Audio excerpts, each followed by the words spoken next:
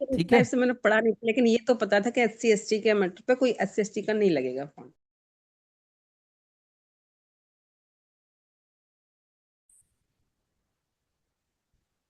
देखिए एक क्वेश्चन तो ये है जिसको मैंने इग्नोर किया है, देयर इज अ चांस कि पूछ सकता है, इसलिए मैं आप लोग को भी इसलिए यहाँ पर बता रहा हूँ। एक तो ये क्वेश्चन आ सकता है, मतलब रखने को रख सकते हैं, वो मैंने उसको लिया नहीं है, मैं पहले बोल दे रहा हूँ ओपनली।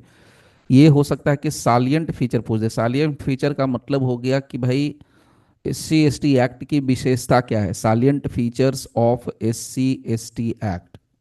ठीक है, तो ये एक क्वेश्चन बनता है सालिएंट फीचर्स, लेकिन इसको मैंने नहीं लिया है। इसमें आपको कुछ नहीं करना, जो सालिएंट फीचर्स का मतलब है उसकी क्या विशेषता है वो। तो इसकी क्या विशेषता हो सकती है, थोड़ा बता सकते हैं आप लोग, इसमें क्या विशेषता आ सकती है, इसमें क्या खास बात है जो SC ST एक्ट को रखा गया है, कुछ भी जो आपको समझ में आए आप लोगों को। सर यही आएगा ना इसमें, SC ST के जो सदस्य हैं उन पर जो अत्याचारों का निवारण करना, हम्म। अपराधों का विचारण करना, और हम्म। या फिर जब स्टेट न्यायालय के द्वारा द्वारा ये इसी हम्म। संबंधित आएगा नहीं, या फिर ये कि जैसे कि जो राहत सामग्री या कंपनसेशन वगैरह उससे संबंधित। एक्ट के अंदर क्या प्रोविजन दिया है, सालिएंट फीचर उसके बारे में है, ठीक है। इसमें देखिए क्या क्या आता है, मैं अभी यहाँ से बता देता हूँ आपको। जो जो मैं डायरेक्ट क्वेश्चन वाइज बता रहा हूँ ताकि आप लोग का भी समय बचे। देखिए साइलेंट फीचर का मतलब विशेषता हो गया, तो इसमें एक चीज लिखनी है कि ये IPC से हट करके या सो कॉल्ड BNS से हट करके एक नया एक्ट क्रिएट करता है, और उस नए एक्ट में new type of different offence बताता है। तो सबसे पहला है क्रिएशन, इसका आंसर मैं दे दे रहा हूँ। पहला साइलेंट फीचर जो है, creation of new type types of offences, एकदम क्रिस्टल क्लियर।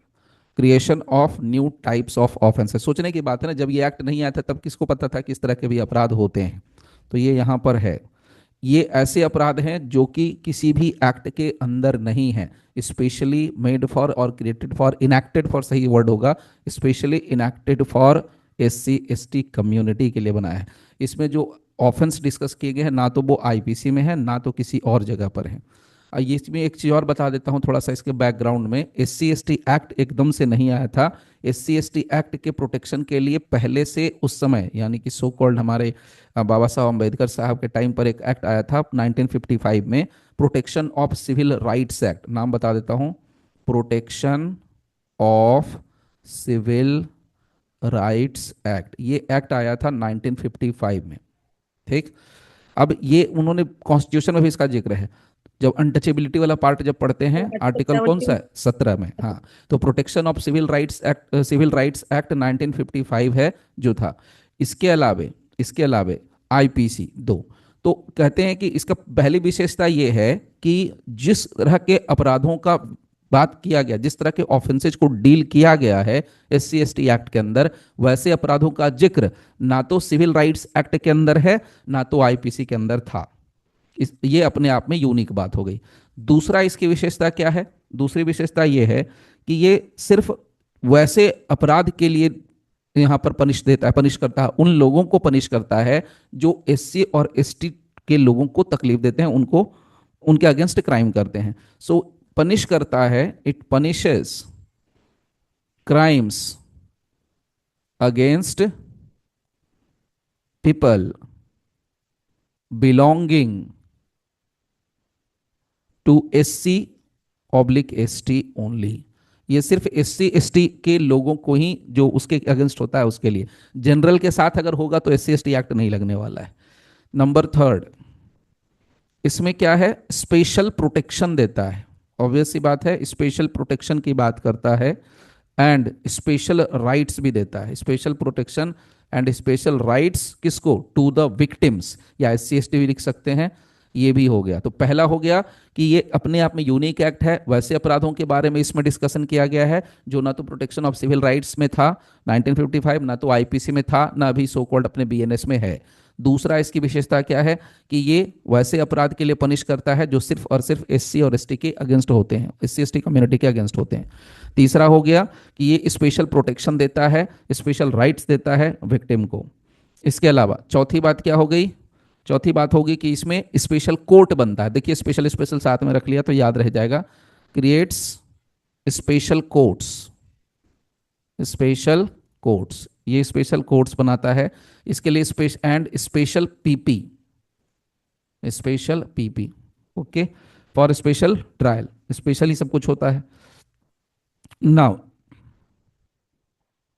नेक्स्ट, इसमें पनिशमेंट मिलता है पब्लिक सर्वेंट को भी, punishment for public servant, punishment for public servant. अब ये तो पता ही है कि अगर कोई ऑफिसर है और एस सी एस टी को, अगर कोई S C S T junior officer है या स्टाफ है, उसको ऑफिस के सामने बाहर में कहीं भी उसको उस तरीके से ट्रीट करता है, तो फिर उसके लिए भी पनिशमेंट का प्रावधान है।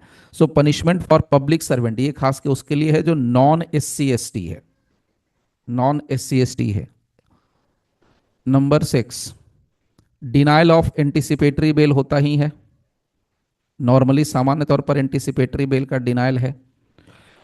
नाउ इसके अलावा एक और चीज आ सकता है, स्टेट गवर्नमेंट के पास इस एक्ट के तहत ये अधिकार है कि वो आइडेंटिफाई कर सकती है atrocity prone zone, atrocity, ATROCITY, atrocity prone zone, ये क्या होता है वो समझिए। जिस क्षेत्र के अंदर सबसे ज्यादा अपराध होते हैं एस सी एस टी के साथ, उस क्षेत्र को हम इंग्लिश में एट्रोसिटी प्रोजोन, प्रोजोन कहते हैं, PRO, prone zone, atrocity prone zone, ये स्टेट गवर्नमेंट फाइंड आउट कर सकती है या स्टेट गवर्नमेंट आइडेंटिफाई कर सकती है। Okay, now in the last part जो हम लोग यहाँ पर डाल सकते हैं कि रिहैबिलिटेशन, कॉम्पनसेशन, ये सब इसके लिए भी दिया हुआ है। सो यहाँ पर कॉम्पनसेशन ये आएगा तो 5 नंबर के लिए पूछ लेगा तो भी कोई दिक्कत नहीं है। Relief and rehabilitation, rehabilitation, rehabilitation, TATION, rehabilitation. Okay, so ये 8 पॉइंट हैं जो कि मेरे हिसाब से लगते हैं कि सही हैं, आपको इसमें बस डाल देना है। एक बार मैं रिपीट कर दे रहा हूँ, इंग्लिश हिंदी मिक्स करके, ताकि आपके दिमाग में सेट हो जाए। Salient features of S C S T है क्वेश्चन। इसमें आपके लिए सबसे पहला है कि ये अलग न्यू टाइप का ऑफेंस डिस्कस करता है या न्यू टाइप्स के ऑफेंस को क्रिएट करता है। ये एक्ट वैसे ऑफेंस है जो कि सिविल राइट्स एक्ट के अंदर नहीं है, जो आईपीसी या बीएनएस के अंदर भी नहीं दिया गया है।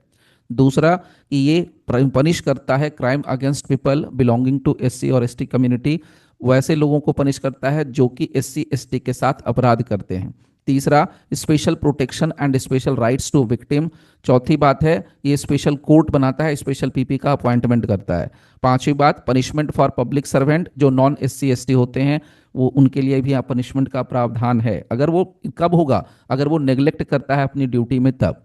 डिनाइल ऑफ एंटिसिपेटरी बेल, इसके अलावा एट्रोसिटी प्रोन जोन जो कि स्टेट गवर्नमेंट आइडेंटिफाई कर सकती है। उसके बाद आता है कॉम्पनसेशन, रिलीफ एंड रिहैबिलिटेशन। तो ये एक क्वेश्चन आपका कंप्लीट करा दिया, ठीक है। दूसरा एक क्वेश्चन पूछ सकता है जो कि झारखंड के अगर एंगल से देखें तो एकदम इजी क्वेश्चन है, थोड़ा सा खाली आंसर आपको माइंड में रखना है। एकदम कॉमन क्वेश्चन कि भाई शेड्यूल्ड कास्ट और शेड्यूल्ड ट्राइब का मतलब क्या है। एससी और ST for the purpose of SC ST act, इसको हम लोग शॉर्ट में बोलते हैं ना, prevention of atrocities act. So SC ST act के अकॉर्डिंग SC और ST का मतलब क्या होगा, SC किसको कहेंगे और ST किसको कहेंगे, ये वाला पार्ट अपने को पूछ सकता है। तो देखिए इसके लिए कुछ नहीं करना है, यहाँ से हमारे पास है, यहाँ पर डेफिनेशन दिया है सेक्शन 2(1)C। इस बार देखिएगा, मिला लीजिएगा, अगर कहीं मिस्टेक मेरी तरफ से होगा तो बता दीजिएगा, ठीक है। इसको मैंने पूरा अपडेटेड रखा है इसको, फिर भी in case. So 2(1)C scheduled caste and scheduled tribe का डेफिनेशन पूछ सकता है, तो ये आएगा यहाँ से, shall have the meaning assign to them respectively under clauses 24, 25 of article 366। अब ये एक लाइन का डेफिनेशन है, बिल्कुल सही है, ये 2 नंबर के लिए पूछ सकता है, चांस है कि पूछ सकता है। लेकिन जब आप इसका आंसर हम लोग लिखेंगे तो बस थोड़ा सा इसमें एड ऑन कर देना है कि आर्टिकल 366 यानी आर्टिकल 366 क्लॉज नंबर 24 क्या कहता है, आर्टिकल 366 25 क्या कहता है, यानी आर्टिकल 366 है उसका 24 क्लॉज या 25 क्लॉज में क्या मेंशन किया, अगर हम लोग इसको मेंशन कर दें तो ज़्यादा अच्छा है। तो इसमें क्या क्या हम लोगों को करना है, जब मान लीजिए पूछ रहा है सवाल में कि एससी कौन है एसटी कौन है, तो सामान्य तौर पर लोग यही लिख के आ जाएंगे, क्या लिख के आएंगे, definition, definition under section 2(1)C, ये लोग लिख के आ जाएंगे।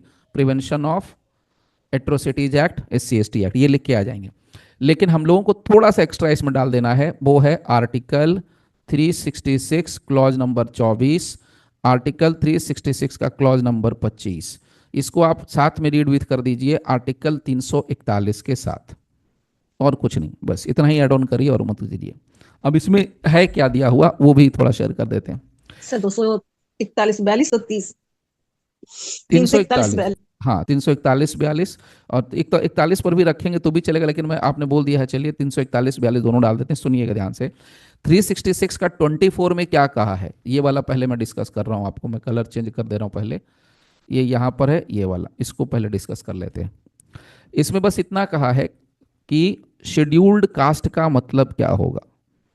शेड्यूल्ड कास्ट का मतलब होगा वैसे कास्ट, वैसे रेस, वैसे ट्राइब, ट्राइब इसमें इंक्लूड है, वैसे कास्ट, वैसे रेसेस, वैसे ट्राइब और पार्ट्स ऑफ ग्रुप जो कि किसी आर्टिकल 341 के तहत शेड्यूल्ड कास्ट की श्रेणी में आते हैं as per the constitution. So article 341 के तहत जितने लोग यहाँ पर कास्ट, रेस, ट्राइब, पार्ट्स या उसके ग्रुप अगर आते हैं, कवर होते हैं, डीम्ड हैं, आर्टिकल 341 के तहत माने गए हैं, उन्हीं को हम कहेंगे। तो सीधा फंडा क्या निकल गया, ये तो इन्होंने गोल गोल आंसर दे दिया कि भाई शेड्यूल्ड कास्ट किसको कहेंगे, तो ये कहते हैं कि शेड्यूल्ड कास्ट का मतलब वही होगा जो आर्टिकल 366 के 24 क्लॉज में दिया है, आर्टिकल 366 के क्लॉज नंबर 25 में दिया है। बट आर्टिकल 366 के क्लॉज 24 में क्या दिया है, तो आर्टिकल 366 के क्लॉज 24 में बहुत क्लियर कहा है कि भाई आर्टिकल 341, अब इसके साथ जुड़ गया आर्टिकल 341, आर्टिकल 341 में जितने भी कास्ट, रेस, ट्राइब या पार्ट्स या ग्रुप्स जो कास्ट के अंदर, इस ग्रुप के अंदर आते हैं जिसको आर्टिकल 341 मानता है, वही लोग SC हैं। सिमिलरली ST में से वही कहानी है, ST का मतलब होता है ट्राइब, और मैं लिख देता हूं यहां पर, देखिए इसमें कौन कौन आ गया, इसमें आ गया कास्ट, इसमें हो गया रेस, इसमें हो गया ट्राइब्स, इसमें हो गए पार्ट्स ऑफ और ग्रुप, ये सब ठीक है, कास्ट, रेस, ट्राइब्स, पार्ट्स और ग्रुप। अब इसके अंदर भी अगर कोई आता है, इसके अंदर का मतलब, कहने का मेरा सीधा मतलब क्या है, इस कास्ट के अंदर कोई बंदा है, इस रेस के अंदर कोई बंदा है, इस ट्राइब के अंदर अगर कोई बंदा है, इस पार्ट और ग्रुप के अंदर कोई बंदा है, these are deemed under article 341 to be scheduled caste. इतने हैं, ये शेड्यूल्ड कास्ट का कंप्लीट डेफिनेशन हो गया रीड विथ करके। दूसरा है आर्टिकल 366 क्लॉज नंबर 25। अब इसमें शेड्यूल्ड ट्राइब, तो इसमें बस दो लोगों का जिक्र किया गया है, एक है ट्राइब और दूसरा है ट्राइबल कम्युनिटीज। सो वैसे ट्राइब या वैसे ट्राइबल कम्युनिटीज या उसके पार्ट्स, पार्ट्स ऑफ या ग्रुप्स, आपका हिंदी में है, हिंदी से उतार लीजिएगा, मैं इंग्लिश में बता दे रहा हूँ, हिंदी में बता रहा हूँ, दोनों मिक्स करके। तो ट्राइब, ट्राइबल्स या पार्ट्स और ग्रुप्स जो भी हैं, ये डीम्ड होंगे आर्टिकल 342 के अंदर। सिर्फ अगर SC को पकड़ेंगे तो आएगा हमारा 341, ST को लेंगे आएंगे तो 342। अब ये 341 342 है क्या, तो लास्ट में हम ये लिख सकते हैं कि आर्टिकल्स 341 एंड 342 बेसिकली राष्ट्रपति को इस बात के लिए इंपावर करता है रिस्पेक्ट टू किसी स्टेट, किसी यूनियन टेरिटरी के मामले में, कि कोई कास्ट, कोई रेस, कोई ट्राइब या कोई रेस, कास्ट या ट्राइब के भीतर का कोई part for the purpose of the constitution उसको SC या ST डिक्लेयर किया जा सकता है। तो ये राष्ट्रपति को पावर देता है आर्टिकल 341 342 किसी कास्ट, कम्युनिटी, ट्राइब को डिक्लेयर करने के लिए SC और ST, सीधे सीधे शब्दों में, इन पर्टिकुलर स्टेट और इन एनी यूनियन टेरिटरी। अभी रिसेंटली सुप्रीम कोर्ट का एक जजमेंट आया है 2024 में, उसमें एक बड़ी सीधी सी बात कही है कि जो ST और SC कम्युनिटी के लोग हैं वो अपने स्टेट के बाहर किसी दूसरे स्टेट में जनरल की तरह ट्रीट होंगे। ये पता है ना, ये वाला जजमेंट आया हुआ है। ये SC और ST के लोग दूसरे स्टेट में जहां वो हैं वहां तो ठीक है, लेकिन दूसरे स्टेट में उनको ट्रीटमेंट जनरल वाला मिलेगा। They can not claim the case SC क्या है ST सर उसका? रिजर्वेशन। क्या केस? हाँ जी सर। मैं केस दे दूंगा, कल इसकी वीडियो में अपलोड कर रहा हूँ, ये 21 केसेज सर मैंने एक निकाले। अभी राजस्थान का भी था, अचल सिंह के नाम से था, जिसमें उसको भंगी शब्द यूज करके उसे हाँ इंट्रोड्यूस किया गया था। अब वो भी 2024 का ही है सर। हाँ, एक सेकंड रुकिए, मैं निकालता हूँ। 21 केसेज की मेरे पास लिस्ट है, जो मैं आप इस बार डालूंगा इस बार। ये वीडियो बन जाएगी आज या कल में तो आ जाएगी, आपको निकालते दिखाता हूँ। एक सेकंड रुकिए। इसमें टोटल जो है, हाँ ये देखिए फोर्थ नंबर पर है, देखिए आपके सामने अभी दिख रहा है, स्क्रीन आ रही है। The Supreme Court has जी ruled sir. that a scheduled tribe member relocating to another state or territory cannot claim ST status if the tribe is not officially recognized as ST in that state. Case का नाम है Chandigarh housing board versus Tarsem Lal, 2024 का है। और जो justices हैं, justice B V रागरत्रा Nagarathna and Augustine George Masih, यहाँ पर आपका है। तो अगर नोट करना है कर लीजिए, नहीं भी करेंगे तो इसके वीडियो में बना दूंगा, आप चाहे तो इसको नोट कर सकते सर हैं। ये तो शायद उसमें भी था, मनी लॉन्ड्रिंग में भी था इससे संबंधित केस तो, तरसीम लाल के नाम से, तो चंडीगढ़ का। अभी इस पे मेरे को याद है मैडम, उसका तो मनी लॉन्ड्रिंग वाला नहीं है, जो मुझे ध्यान नहीं है उसके लिए मैं नहीं बोलूंगा, क्योंकि नहीं हर एक सर, ये केस को मैंने पढ़ा। पढ़ा था, मनी लॉन्ड्रिंग में भी एक हाँ तो हो केस। सकता है आपने पढ़ा होगा, बिल्कुल आप पढ़ते रहते हैं तो। मैंने उस लेवल से नहीं, इस लेवल से तो मैंने बता दिया है कि यहाँ पर है। ठीक है, और ये 21 केसेज की पूरी लिस्ट है जो कि यहाँ पर हम लोगों ने निकाला है, फाइंड आउट किया है। ठीक है, ये पूरा का पूरा ये हम लोग डाल देंगे कल। ठीक है, चलिए फिलहाल मुद्दे पे आते हैं। तो हो गया आर्टिकल 341 और 342। उसके बाद एक क्वेश्चन बनता है जो कि मैं पहले ही बता दे रहा हूं, बिहार के हायर जुडिशियल सर्विसेज में पूछा गया है, यानी एडीजे के एग्जाम में पूछा गया है। क्या क्वेश्चन है, इसलिए इसको मैं इंपॉर्टेंट मान रहा हूं अपने तरफ से। इसमें सवाल पूछा है कि डिफाइन एंड इलेबोरेट, या आप ये कहिए कि शॉर्ट नोट में पूछता है इकोनॉमिक बॉयकॉट। इकोनॉमिक बॉयकॉट क्या होता है? This is defined under section 2BC, मैं निकालता हूं कहाँ गया, सी, ये इकोनॉमिक बॉयकॉट क्या होता है, ये एक इंपॉर्टेंट टर्म है जो यहाँ पर पूछा गया है। ठीक है, इसके अलावा सोशल बॉयकॉट, 21B, कहाँ गया, ACDEFG, this one, social boycott. ये दो टर्म पूछे गए हैं शॉर्ट नोट्स में, बिहार में पूछा गया था 2016 वाले में एग्जाम में, कि इकोनॉमिक बॉयकॉट और सोशल बॉयकॉट क्या होता है। तो कुछ नहीं, बस यहाँ से आपको उतार के रख देना है। सोशल बॉयकॉट, इकोनॉमिक बॉयकॉट का मतलब वही है जो वहाँ पर 4 क्लॉज दे रखा है, ये मतलब ये डेफिनेशन के पार्ट से ये इंपॉर्टेंट है, इसलिए आपको बता दिया। Social boycott, economic boycott. Economic boycott का मतलब होता है refusal to deal with work for hire और to do business with other person. मतलब हम SC ST का रिफ्यूजल कर रहे हैं, इकोनॉमिकली हम उससे कोई काम नहीं करेंगे, अरे इससे काम, ये सब जगह था, ये कोई बड़ी बात नहीं है। अगर आप थोड़ा सा इतिहास में चले जाएंगे ना, वर्ल्ड हिस्ट्री में, तो यूएस में खूब छुआछूत होता था किसके साथ, जो काले लोग हैं, अभी भी होता है, जिसको हम लोग रेसिज्म बोलते हैं। तो वहाँ काले लोगों से जल्दी लोग बात नहीं करेंगे मोस्ट ऑफ द टाइम। जैसे हिंदुस्तान के अंदर अगर आप जाएं, जेल का अगर सर्वे करें या जेल के बारे में स्टडी करें, तो जेल में मोस्टली आपको SC और ST के लोग ही बंद मिलेंगे। ठीक है, मोस्टली मोस्टली वही चल रहे हैं जेल में। तो ये हर जगह था, यहाँ भी है। तो इकोनॉमिक बायकॉट का मतलब है कि भाई हम आपसे कोई काम नहीं कराएंगे, refusal to deal with work for hire और do business with other person, तुमसे काम नहीं करवाएंगे भैया, तुम ST SC हो। To deny opportunities including access to services और contractual opportunities for rendering service for consideration. तो दूसरा है कि भाई जो अपॉर्चुनिटीज हैं, अवसर हैं काम के, उससे मना करना, उससे रोकना, डिनाइल करना। इसमें कौन कौन सी बातें हैं? एक्सेस टू सर्विस, सेवा, और कॉन्ट्रैक्चुअल अपॉर्चुनिटीज जो कि आती हैं यहाँ पर फॉर कंसिडरेशन। तीसरी बात, to refuse to do anything on the terms on which would be commonly done in ordinary course of business. तो to refuse to do anything मतलब हम सीधे सीधे SC ST का इकोनॉमिक बॉयकॉट कर रहे हैं कि भाई तुमसे कोई काम नहीं करवाना है। टू डू एनीथिंग, एनीथिंग में कुछ भी नहीं, on the terms on which would be commonly done in the ordinary course of business. जो सामान्य तौर पर ऑर्डिनरी कोर्स ऑफ बिजनेस में हम लोग काम करते हैं उनमें से कोई भी काम नहीं करवाना है। ये वाला पार्ट आ गया, उससे मना कर देना, रिफ्यूज कर देना।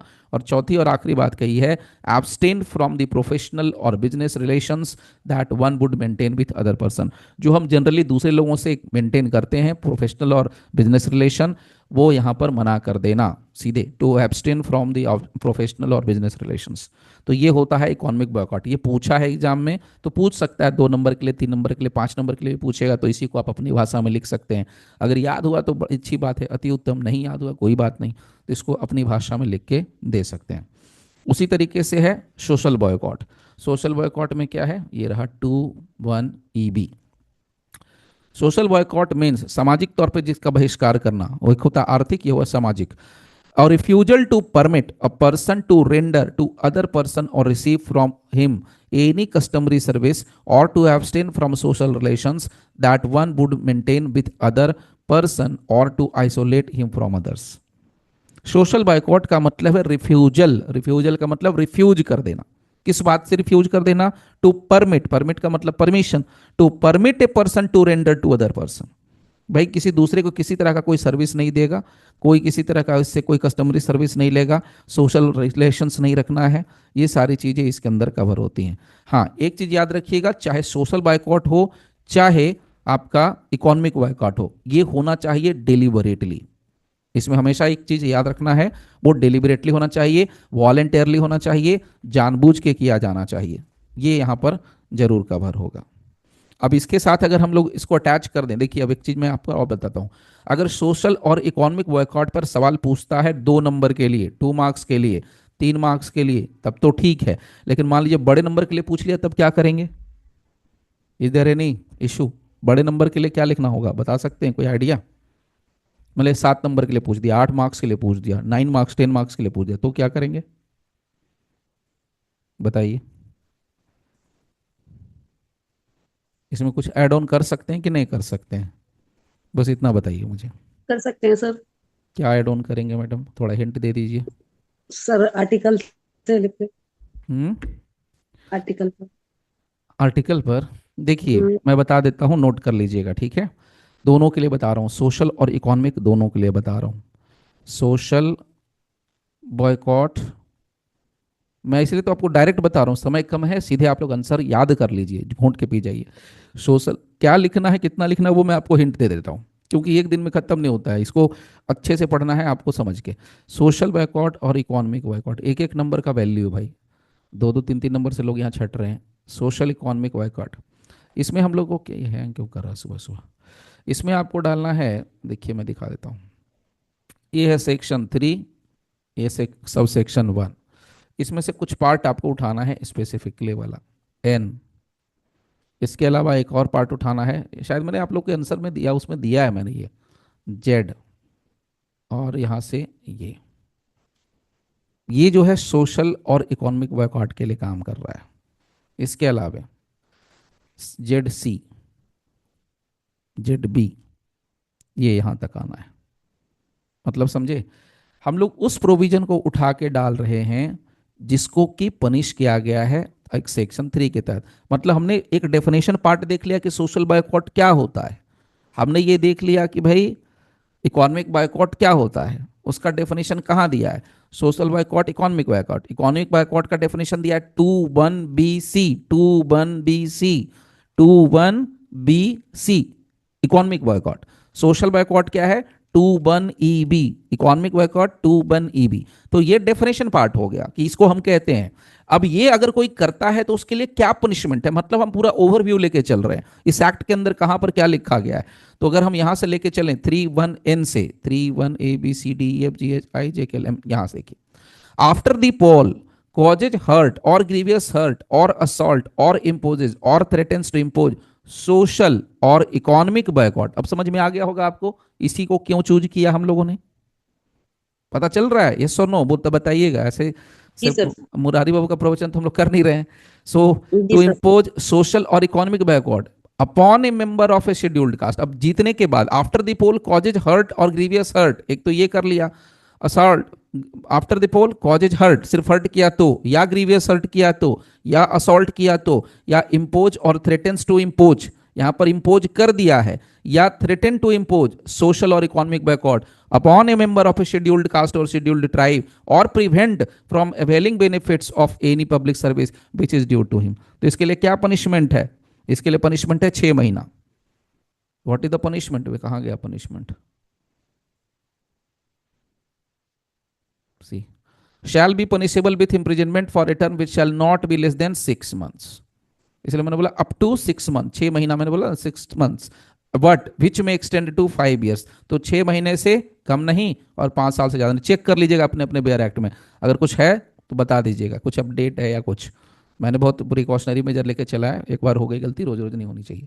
तो यहाँ पर सेम है ना पनिशमेंट? मिला लीजिए आप लोग, अपने जी अपने सर बेयर सेम। एक्ट में मिला लीजिए, है ना। जी तो क्यों लिया 3(1)(n वो पता चल गया। तो अब आंसर में ये बात जरूर लिखिए कि भाई अब उसमें ही कॉमन कर दिया, रीजन समझिए। 3(1)(n में सोशल बॉयकॉट होता है तो भी 6 महीना और 5 साल का सजा है।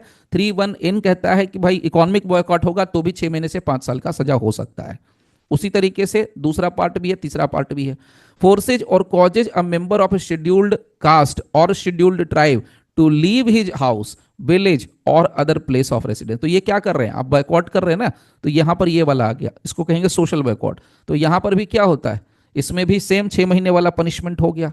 इसके बाद यहां ऑब्स्ट्रक्ट्स और prevents a member of a scheduled caste और a scheduled tribe in any manner with regard to. अब यहां पर आ गया किसी भी तरीके से। अब यहां भी क्या है? बाइकॉट है, सोसाइटी वाला। क्या?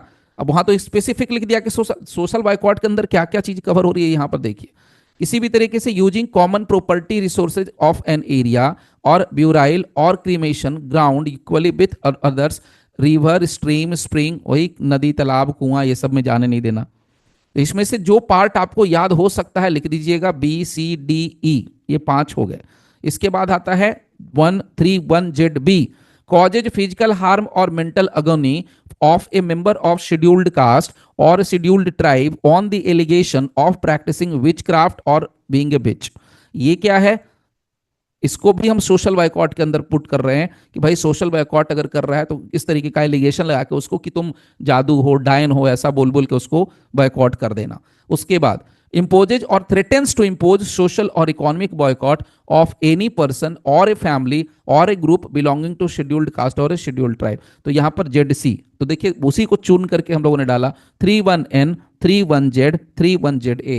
तो यहां पर लिख सकते हैं हम लोग, देखिए सेक्शन 3(1)(n), 3(1)(z), 3(1)(za), 3(1)(zb), 3(1)(zc, ये आपको मिला के लिख देना। अगर बड़े मार्क्स के लिए पूछा तो छोटे मार्क्स में भी लिखिए, अगर संभव है, समय है तो जरूर लिखिए, तो आपका नंबर कहीं कटने वाला नहीं है। ऐसा कुछ हुआ तो कम से कम 6 month, मैक्सिमम 5 साल तक की सजा हो सकती है, प्लस फाइन। Okay, clear. अभी और एक चीज बता देता हूं, इतने में आंसर कंप्लीट नहीं हो रहा है, अगर बड़े मार्क्स के लिए पूछ रहा है तो। मान लीजिए कि अब इतना आपने बॉयकॉट कर दिया, उसको भगा दिया, ये तो अपराध हो गया, ये तो दंड हो गया, लेकिन उस बेचारे को क्या मिला जिसको आपने भगा दिया? What about the rehabilitation? Rehabilitation का प्रोविजन कहां दिया हुआ है? पढ़ा है आप लोगों ने रिहैबिलिटेशन? सेक्शन कौन 15A। सा लगे? 15A, बहुत बढ़िया। 15A में कौन सा लगाएंगे? सर 15A का 50 है शायद। देखिए ये है 15A, ये राइट्स है, इसी में भी ये आपका रिहेबिलिटेशन की बात करता है। तो इसमें हमारे पास आइए, यहां पर देखिए 15ABC, ये द सोशल और economic rehabilitation during investigation, inquiry and trial. तो कैसी, इसका मतलब क्या हो गया? सेक्शन, इसको मिला दीजिए यहीं पर, यहां पर क्या करेंगे? रिहेबिलिटेशन वाले पार्ट के लिए रिहेबिलिटेशन, इसको हिंदी में क्या बोलते हैं? पुनर्वसन, क्या बोलते हैं? पुनर्वसन ही शायद बोलते हैं ना। सेक्शन 15 वो आवाज सर। ए, हाँ 6C, ठीक है। तो इसमें क्या करना है, बस ये कहता है क्या है ये सेक्शन, बस सिंपल इतना कहता है कि जो विक्टिम है एट्रोसिटीज का, चाहे उसको सोशल या बॉयकॉट किया गया हो, चाहे इकोनॉमिक बॉयकॉट किया गया हो, जो इसका विक्टिम है वो इंटाइटल होगा रिहैबिलिटेशन का during investigation. Clear? During investigation, यहां पढ़ना है तो पूरा पढ़ लीजिए। Not with standing anything content in the CrPC the special court, आपके बेयर एक्ट में क्या है देख लीजिएगा, सीआरपीसी है कि बीएनएसएस है, ठीक है। सो द स्पेशल कोर्ट और एक्सक्लूसिव, क्या मैडम? सीआरपीसी है सर। हाँ वही कह रहा हूँ। इसलिए मैं बार बार जहां जहां होने का चांस है मैं बार बार अपनी तरफ से बोल रहा हूँ, और आप लोग एकदम बोलिएगा ओपनली, ठीक है ना? वन साइडेड नहीं चलना है, यूट्यूब पर थोड़े हम लोग हैं। So not with standing anything content in CrPC, the special court, exclusive special court trying a case under this act shall provide to a victim his dependent information or witness the social economic rehabilitation। तो हमारा क्या किया, social और economic boycott किया, तो social और economic boycott के लिए social economic rehabilitation during investigation, during inquiry, during trial, ये हो गया। इसके अलावा और क्या हो सकता है, और कुछ बचा एड ऑन करने के लिए? बताइए, पढ़े हैं तो देखिए, डायरेक्ट सर मैं भी आंसर, ड्यूटीज भी आ सकती है इसमें? ये देखिए यहां से, sir duties. The provision for the economic and social rehabilitation of victims of the atrocity, मतलब क्या है, सरकार जो है, राज्य सरकार जो है, ऐसे प्रोविजंस बनाएगी जो कि इकोनॉमिक और सोशल रिहेबिलिटेशन का काम करेगी for the victim of atrocities.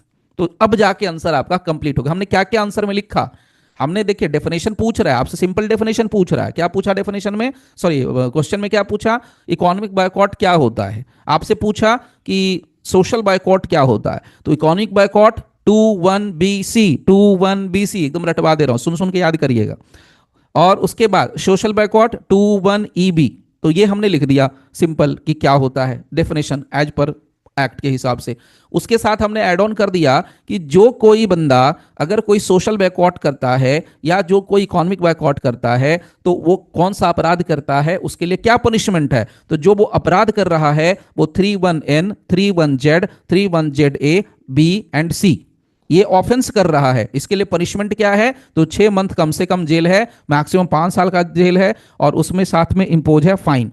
ठीक है, अब ये तो हो गया अपराध, ये हो गया दंड। अब उसके साथ रिहेबिलिटेशन का प्रोविजन क्या है, तो कहता है कि ड्यूरिंग इन्वेस्टिगेशन इसको रिहेबिलिटेशन का बात होती है, और उसके अलावा राज्य सरकार ऐसे प्रोविजंस बनाएगी एज पर अंडर सेक्शन 21(2)(3) में ये बात लिखी है कि राज्य सरकार की ये ड्यूटी है कि वो प्रोविजन बनाएगी जिससे कि उसका क्या होगा, रिहेबिलिटेशन होगा, economic and social rehabilitation of the victim of atrocities. अभी सर ये क्लियर तो हुआ? होगी ना सर, क्या 21 में तो, क्या 21 में तो ड्यूटीज होगी ना इसकी सर? 21 में क्या होगी? Duty duty sir. ड्यूटी, हाँ ड्यूटी, बिल्कुल ड्यूटी है, ऑब्लिगेशन बांध देता है ना, ड्यूटी है तो बिल्कुल सही, तो ड्यूटी है, बिल्कुल ड्यूटी है। ओके, तो ये क्वेश्चन भी आपका कंप्लीट करा दिया। अब आगे बढ़ते हैं नेक्स्ट क्वेश्चन की तरफ, और कौन सा क्वेश्चन बन सकता है, अरे भाई कहाँ जा रहे हो, नेक्स्ट क्वेश्चन सेक्शन देखिए। सर 18।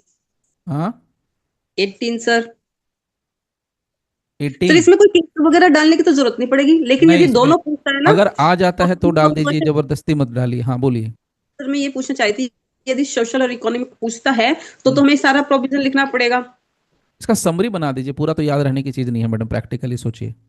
नहीं नहीं, मैं जनरली पूछ रही हूँ सर, यदि सोशल और इकोनॉमिक दोनों पूछा हम्म, तो हमें पूरा लिखना पड़ेगा, यदि इन केस इकोनॉमिक पूछा तो फिर तो पूरा लिखने की जरूरत नहीं है सर? नहीं बिल्कुल नहीं, जितना पूछेगा उतना ही लिखना है, ज्यादा नहीं, मेरी तो ड्यूटी है ना, ये दोनों ही पूछा है इसलिए मैंने बता दिया, ओके सर। ये दोनों ही पूछा है इसीलिए मैंने बता दिया ना। इसका मतलब ये इंपॉर्टेंट है, ये कॉपी पेस्ट मारते रहते हैं ये लोग। आगे चलिए, एक और डेफिनेशन पार्ट से निकलेगा, मार्क करते रहना आप लोग भी क्या क्या इंपॉर्टेंट है अपने बेयर एक्ट में। इसके बाद एक क्वेश्चन पूछता है विक्टिम, और दूसरा पूछता है विटनेस। ये भी शॉर्ट नोट से पूछा है, लिखा है शॉर्ट नोट्स बनाओ भैया इसका, विक्टिम और विटनेस का। अब क्या लिखेंगे विक्टिम और विटनेस के डेफिनेशन में, डेफिनेशन कहाँ दिया, कहाँ है? सर 2 में है, टू 2 का वन ई ई सी ई ईडी। ई सी होगा, एक होगा, कहाँ ईसी गया, और ईडी। कहाँ गया, 2 1 3 चल रहा है तो, ईसी ईडी। हाँ जी, ये रहा विक्टिम, ठीक, और ये रहा विटनेस, विक्टिम और विटनेस। तो अब ये तो बताने की जरूरत नहीं है विक्टिम क्या होता है, सबको पता है, और विटनेस क्या होता है वो पता है, बस यहाँ से डेफिनेशन। इसमें एक्स्ट्रा एड ऑन क्या करना है वो मैं आपको शेयर करता हूँ सीधे सीधे, जो एड ऑन करना है देखिए। सर जेजे का तो सेक्शन 4 होता है सर। तो भी जेजे की जरूरत पड़ेगी तब ना मैडम, यहाँ पर, यहाँ पर नहीं सर, मैं बता रही हूँ, मैंने इसको पढ़ा था ना जेजे के साथ भी, इसलिए मैंने बोला है। मैं कंफ्यूज हो जाऊंगा, अभी जेजे कहाँ से आ गया अचानक से। सेक्शन 2, ये जेजे वहाँ पूछते हैं ज्यादा, झारखंड, वो झारखंड कह रहा हूँ, राजस्थान। राजस्थान में है सर जेजे, हाँ जी। हाँ वही कह रहा हूँ, 21 EC, 21 ED, ये विटनेस का डेफिनेशन हो गया। ठीक। इसके अलावा क्या ऐड ऑन हम लोगों को करना चाहिए? इसके अलावा अगर हम लोग ऐड ऑन करेंगे तो मैं आपको दिखाता हूं, एक पहले फाइल ही मैं अलग निकाल देता हूं। ये देखिए, जो इंपॉर्टेंट सेक्शन है वो मैंने मार्क किया हुआ है। इसके अलावा ऐड ऑन करने के लिए हमारे पास ये पार्ट है, देखिए सामने से एकदम दिख रहा है। ठीक है। आप अगर लिख सकते हैं बड़े, फिर मैं कह रहा हूँ रिपीट करके, बड़े नंबर के लिए पूछ रहा है, ज्यादा मार्क्स के लिए पूछ रहा है। ज्यादा मार्क्स का मतलब भी समझिए more than 5 मार्क्स।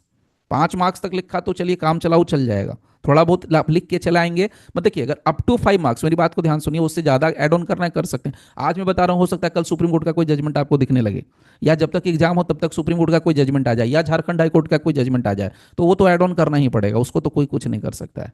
ठीक है। तो वो तो मिनिमम जो है बेसिक वो हम लोग लेके चल रहे हैं। मुद्दा ये है कि अगर अप टू 5 मार्क्स का आया तो क्या करेंगे, मतलब 5 मार्क्स तक ही आया तो उसमें हमने डेफिनेशन पार्ट लिख दिया। बाकी एक एक दो दो लाइन लिख सकते हैं कि चैप्टर 4A के अंदर राइट ऑफ विक्टिम और विटनेस का जिक्र किया गया है, जो उसके जो रिलेटेड प्रोविजन है वो ये यहाँ पर है। आप यहाँ पर बोल सकते हैं कि राइट ऑफ विक्टिम और विटनेसेस के बारे में सेक्शन 15A के अंदर जिक्र किया गया, इतना लोग के निकल सकते हैं। लेकिन अगर ये बढ़ गया, मतलब ये 5 मार्क्स से ज्यादा आ गया, तो उस कंडीशन में इसके कुछ प्रोविजंस को मेंशन करना पड़ेगा, जो सेक्शन 15A के अंदर बताया है। तो क्या क्या है प्रोविजंस, वो आपको मैं शेयर कर दे रहा हूं। देखिए, ये रहा हमारे सामने 18 आ गया, ये रहा 15, ये रहा 15, देखिए। So rights of victims and witnesses, it shall be the duty and responsibility of the state to make arrangements for the protection of victims, their dependents, and witnesses against any kind of intimidation or coercion or inducement or violence or threats of violence। तो मतलब ये वाला जो part है वो हमको रखना है। मतलब क्या है, सीधा अगर इसको इसका शॉर्टकट बनाएंगे, समरी बनाएंगे, तो क्या निकलना चाहिए, कंप्लीट प्रोटेक्शन। शॉर्ट में क्या लिख सकते हैं, देखिए मैं कुछ पॉइंट्स आपको शॉर्ट में लिख के देता हूं। देखिए, सेक्शन 15A, सेक्शन 15A में क्या लिखा गया है? सेक्शन 15A में राइट्स है, राइट्स है। तो राइट्स के बाद में, राइट्स में क्या लिखेंगे, number 1, complete protection to secure the ends of justice, ends of justice. Number 2, दूसरा, ट्रैवलिंग, यहां से निकालिए, a victim shall be treated as fairness, respect, dignity, and with due regard, so and so. A victim or dependent shall have the right to reasonable, accurate, timely notice of the court bail proceedings। ये सारी चीजें। तो इसमें क्या आएगा, तो इसको हम लोग शॉर्ट करते हैं, रीलोकेशन लिख दीजिए, रीलोकेशन, ट्रैवलिंग को हटाइए, रीलोकेशन। सी, रिहैबिलिटेशन, ये सब का राइट है, rehabilitation. D, compensation, maintenance expenses, maintenance expenses. इसके अलावा जो कॉमन से हम लोग डिस्कस ऑलरेडी कर चुके हैं, social economic rehabilitation, social economic rehabilitation. समय को ध्यान में रख करके उतना ही लिखिए जितना में आंसर हो जाए, ज्यादा के पीछे नहीं पड़िए। लेकिन हाँ, यहाँ पर ऐसे ही क्वेश्चन पूछे जाते हैं सामान्य तौर पर, अभी यही पैटर्न चल रहा है। हम लोग कोई भगवान नहीं है, कोई ज्योतिषी नहीं है कि हम लोग कर सकते हैं पूरी की पूरी भविष्यवाणी। बहुत लोग भविष्यवाणी करते हैं फिर बाद में पीछे हटते हैं, वो नहीं मैं कर सकता हूँ, भविष्यवाणी तो कर ही नहीं सकते हम लोग यहाँ। ठीक है, कि क्या पूछ देगा वो। तो कम से कम इतना लिख देंगे तो भी चलेगा कि भाई 5-6 पॉइंट हमने जानते हैं यहाँ पर है, इतना तो पता है। एग्जामिनर चेक करेगा तो पता चलेगा कि हाँ उसको कम से कम प्रोविजन पता है, यानी आपको प्रोविजन का पता है।